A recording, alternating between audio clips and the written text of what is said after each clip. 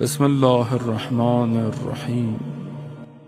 امام رضا علیہ الصلوۃ والسلام اللہم صلی علی محمد وہاں امام نے کہا کہ من زارا قبر ابی عبداللہ، کہ جس نے ابا عبداللہ کی قبر کی شط الفرات پہ زیارت کی، کمن زارا، بالکل ایسے ہی ہے جیسے اس نے فوق عرش پہ اللہ کی زیارت کی۔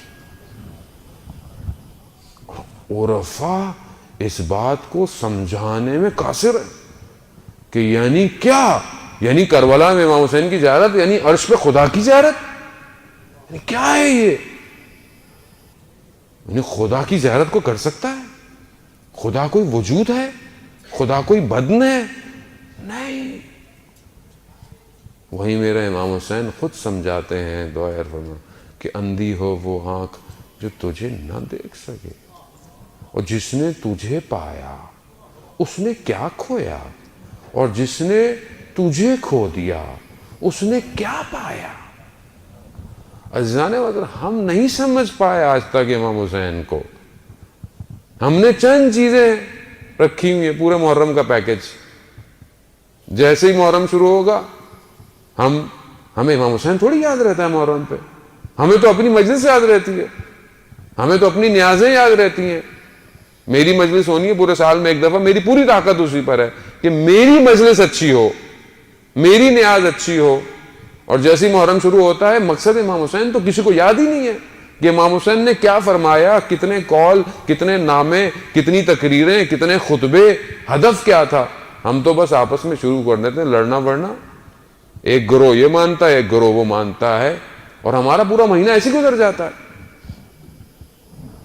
کیوں نہیں میں اس چیز کو درک کر پا رہا کہ جس کو بار بار میرے ائمہ نے ریپیٹ کیا، تکرار کیا؟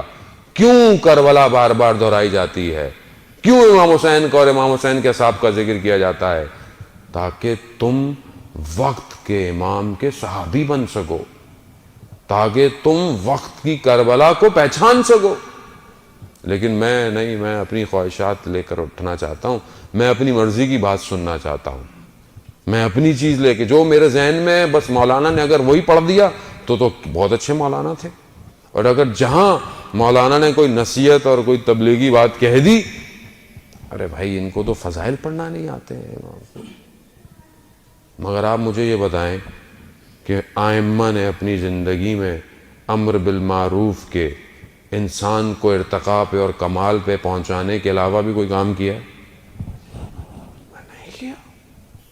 لیکن کیونکہ میں اپنا پیکج چاہتا ہوں، بس میرا پیکج مجھے ملے، میں ناراض نہیں ہونا چاہتا اصل میں، مجھے ڈسٹرب نہیں کریں مولانا صاحب، پہلے اتنی پریشانیاں ہیں زندگی میں، ٹریفک میں 2 گھنٹے لگ جاتے ہیں، گھر یہ ہے، بینک کا لون ہے، فلانا ٹینشن ہے، بچوں کی اسکول کی فیسیں ہیں، دن بہ دن مہنگائی ہو رہی ہے، ابھی آپ بھی آگے ٹینشن دے رہے ہیں، تو تھوڑا سا ہمیں ریلیکس رہنے دیں، دیکھا جائے گا جو بھی ہوگا۔ عزیزان محترم، دیکھا ویکھا نہیں جائے گا، جتنا دیکھنا تھا دیکھ لیا، اب تو دکھایا جائے گا کہ تم کیا تھے اور حقیقت کیا ہے۔